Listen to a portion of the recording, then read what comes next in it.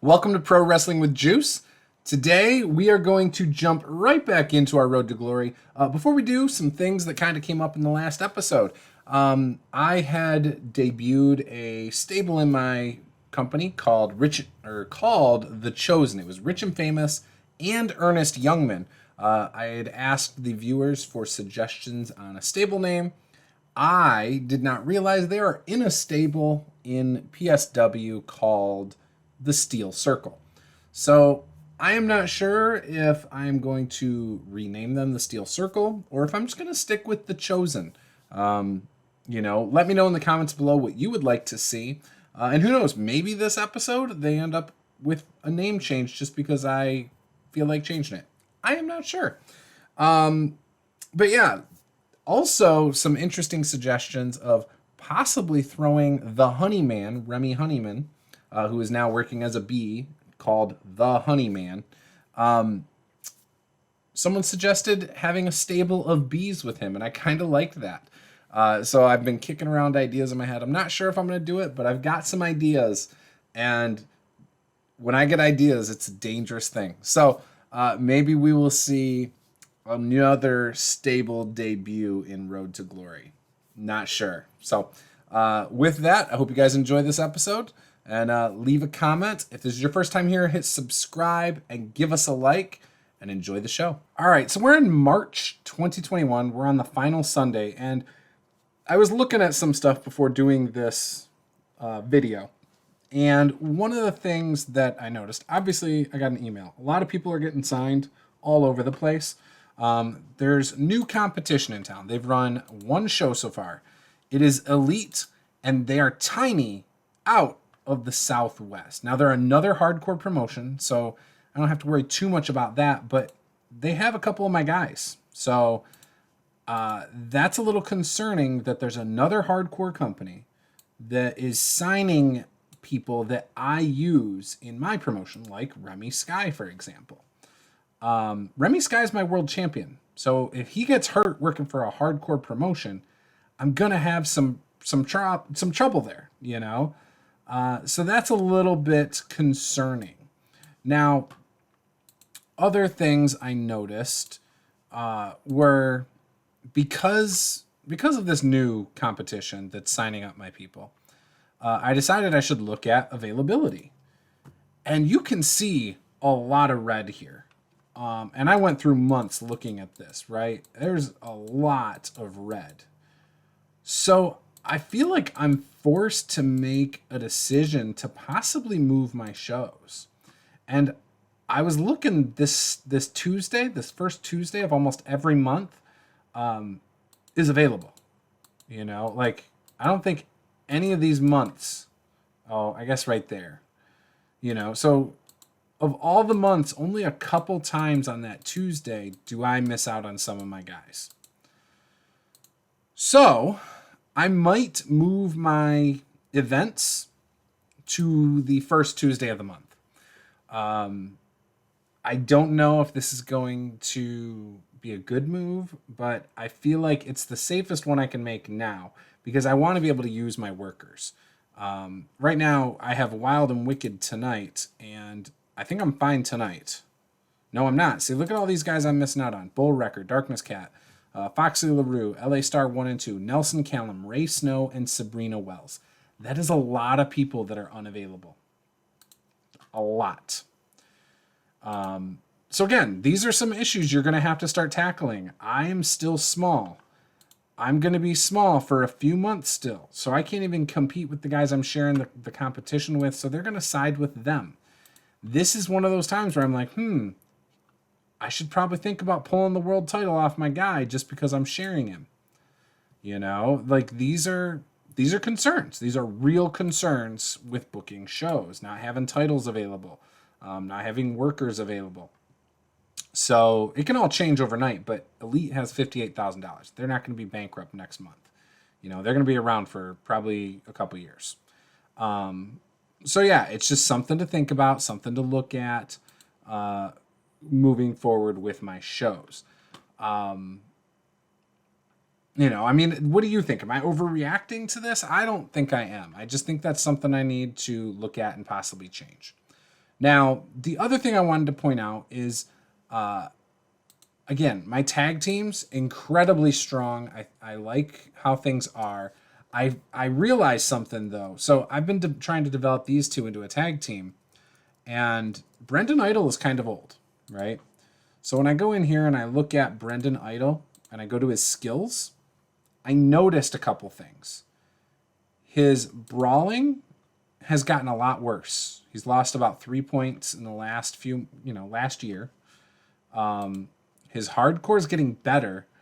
So some of his stuff is still kind of getting better, but he's getting worse for the most part. I feel like he's on the downside. His flashiness has gone down. His brawling's gone down. Psychology's kind of peaked. I mean, he might gain another point or two in his career, but he's 40 years old. I can't rely on him much longer, I feel like he's about to have a huge fall off. Basics are still getting better. Selling's the same. Consistency has gotten better. But then down here, his body is a 67. His legs are a 71. His head is a 70. He only works for me, I believe. So, yeah. So seeing this deterioration and things like that, I'm a little worried he's just not going to be around much longer. Now, he's a flabby middleweight, so maybe I can get some more out of him if I talk to him and ask him to get in better shape. He's taken it on board and begun the process of changing shape. It will take between 1 and 3 months to take effect. So that's good. He's a middleweight as well. I could try to get him to drop to a lightweight. Maybe that'll also help. I don't know if it will, but let's try it. Okay, so he has to change that process before he can get smaller. So that's fine. So let's see how that works for him in the next couple months. Hopefully that works well. All right, so we do have a backstage incident I wanted to show. It's between Fantastic Brent Piper and Juice. So that's Kid Fantastic in case you were not familiar. Fantastic Brent Piper was brought before Wrestlers Court accused of being absorbed by his phone when he should have been paying attention to a locker room meeting. The judge, Juice, also the owner, found him guilty and sentenced him to buy a crate of beer for the locker room. Fantastic Brent Piper has the party animal personality and is currently happy. So in other words, the owner tasked a wrestler with buying a case of beer for the locker room. In other words, saving himself some money. That's rich. I like that. Had a small impact. That's cool. And then just like usual, we need to go and positively meddle with Nathaniel Casino, and I can't do it with Kurt Glory, so let's go with Mark Smart. No effect at this time. I was hoping I could get something going there that might then translate to Glory and Casino getting along, but that's all right. All right, in a pre-show battle royal, Mark Smart won a battle royal in 23:58. The other members of the Final Four were Hector Galindo, Rudy Velasquez, and Ben Williams. With Galindo being the final elimination, Rudy Velasquez got the most eliminations over the course of the match. Got a 27 rating. Ben Williams has debuted his putz gimmick. It has gotten an initial rating of very good. Kyra Lee has debuted her martial artist gimmick. It has gotten an initial rating of adequate. The tag title storyline lost heat with this match. And you can see a lot of people were off their game. Ernest Youngman was the road agent on this one. And he did not do that good of a job. And the match was too long considering who was involved. 23 minutes for a 20-man battle royal didn't seem like that much to me, but hey, whatever. We then kick off the show with Hustle Muva coming out saying he is sorry he let his fans down last month, but he promises the next time he gets a title shot, he is going to do much better and he is going to get different results. 41 rating. He improvised well, got the crowd off to a good start. Now, I wanted to give him a solo interview because he likes to go off script, and I thought it would help him, and you can see here the rating was pretty good, so I'm happy with it. We kick off the show's matches with him versus Ray Snow. Now, Hustle Muva wins this in 12:30 after the Hustler's headbutt.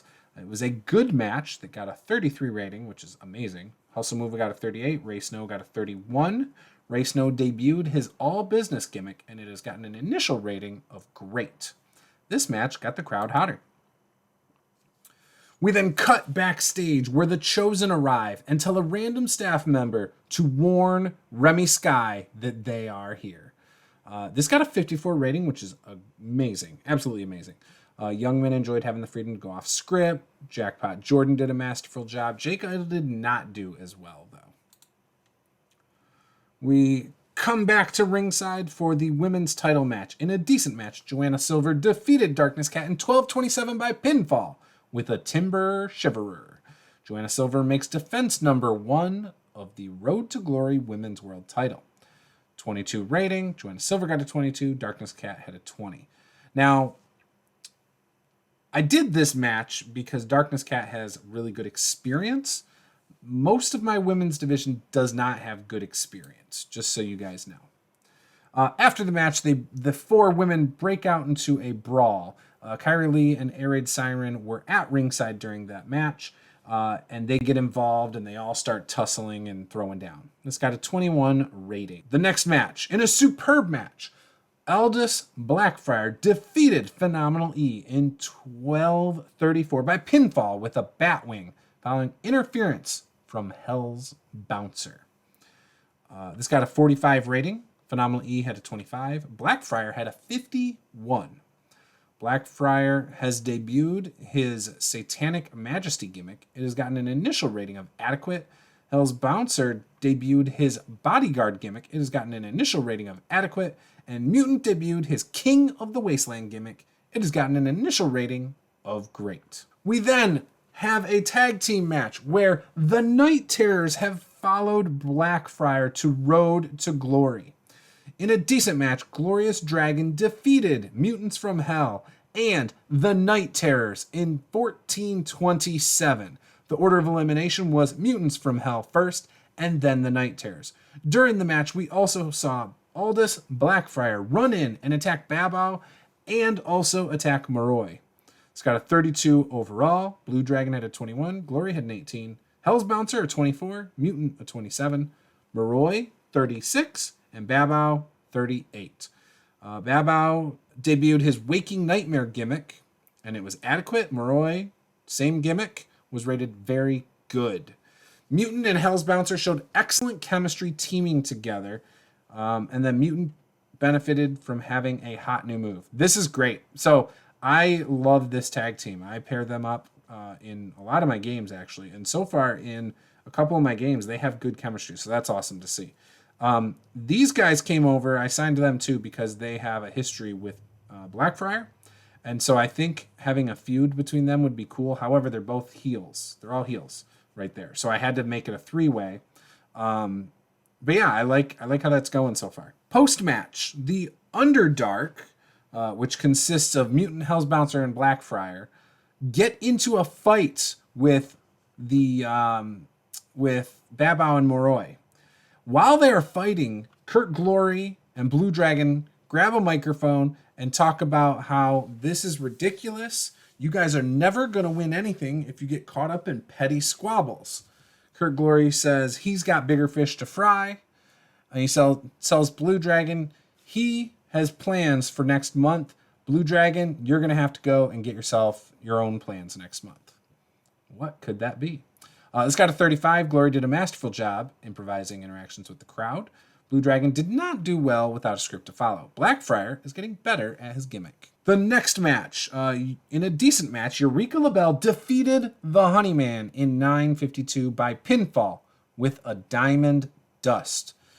During this match, I envisioned that at some point the lights cut and you get like when both men are down and you get a projection on the ring and it looks like a honeycomb and you start hearing this music play that sounds like bees buzzing over the PA system. Before everything goes back to normal, Eureka LaBelle comes back and wins this match. This got a 30 rating. The Honeyman had a 30. LaBelle had a 21. They had pretty good chemistry and it lifted the match. And Air Raid Siren did some good work at ringside. Love seeing this.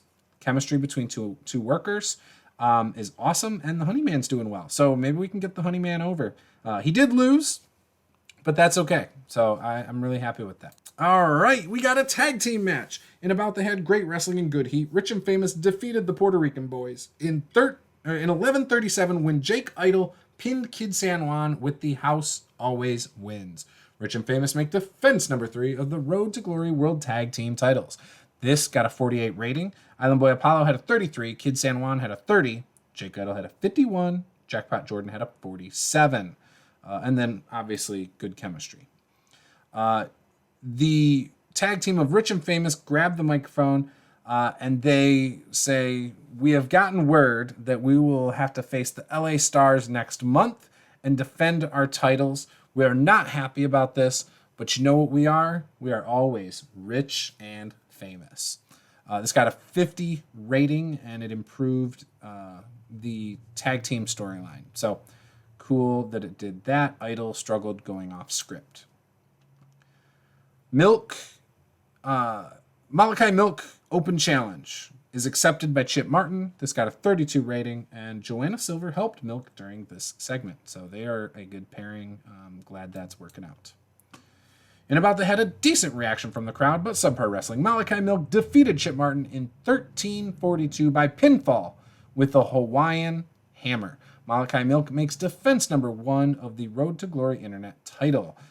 It had a 21. Milk had a 20 rating. Martin had a 16. Milk was off his game, but Silver did some good work at ringside. And for the main event, in About the Head, superb wrestling and great heat, Ernest Youngman defeated Remy Sky in 13:25 by pinfall with the hit, following interference from Jake Idol. During the match, we also had Jackpot Jordan distract Remy Sky. Ernest Youngman wins the Road to Glory World title, gets a 51 rating. Youngman had a 41, Sky had a 50. Remy Sky took a stunt bump during this match, and this match got the crowd buzzing. All of a sudden, Kurt Glory gets up from the announcer's desk, where he's been helping commentate for the night. He grabs a microphone and congratulates Youngman on his hard-fought win. He then proceeds to say, "Next month, Juice has allowed me to challenge you for your newly crowned world title. What do you say?" Ernest Youngman looks at Jordan, looks at Idol, and they both give him a nod, and Youngman says, "I accept your challenge. I'll see you then." Boom. We now have a 49 rating for that, and everybody did really well there. So, awesome. Let's see if we beat a 50. If we did, we get to roll on the table. We did! We hit a 50, so now we get to make an achievement roll on the table. This is great. That's the first one that we got for that. So, yep, event grades 50. So that is the first one. So let's figure out what we got. But before we do that, let's tell everyone we're happy. Ernest Youngman, you're going to be told you're awesome. Jackpot Jordan, told you're awesome. And Jake Idol, told you're awesome. Seemed pleased. Happy with my speech. Happy with my speech. We need to go in and look at the finances. So looking at the finances here, it's the 1st of April. We made a little bit of money, not as much as we wanted. Our sponsorship's up to, a little over 5,000, so that's cool. We spent a lot on workers this past month. We used everybody. We had a huge pre-show battle royal. So that's a given. Maybe next time if I don't do a battle royal, I won't have to worry about that. I'm thinking I'm going to move my shows to the first Tuesday of every month, just so I have the option of using whoever I feel like on my roster. I hate when I feel restricted by who I can use and things like that. But we've come a long way. We've got $6,000 right this moment. If I run another show, that's obviously going to drop, quite a bit. But by the end of the month, we should be doing pretty well again. All right, so we got to figure out what our random number is today. So this is going to be 1 through 54. And let's see what we get. A 25. Hopefully something good. It's a skirt. You have devoted your holiday season to learning color commentary from the masters. Plus 60 to color commentary. Whoo! Okay, so that is what we get. We are able to do color commentary. These are not the type of things I thought I was going to be getting. I'm okay with it. I use him in a commentator's role, so I'm okay with that. We got a new achievement, which is awesome. Plus 60 to color commentary. So we're going to give that to him in the editor.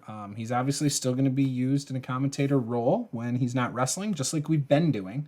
And I don't know how much that's going to affect his popularity, but I hope it does. I hope it improves it quite a bit. So with that, I'm pretty happy with the show results. Really like the new tag teams I brought in. Again, we are a tag team mecca, so I love that. I have no complaints about it. So yeah, we'll see what happens. I think that we're going to have an interesting storyline develop here between Blackfriar and his new faction called the Underdark and the Night Terrors. I think that's going to end up being an interesting storyline we can go into a couple times, over the next few months.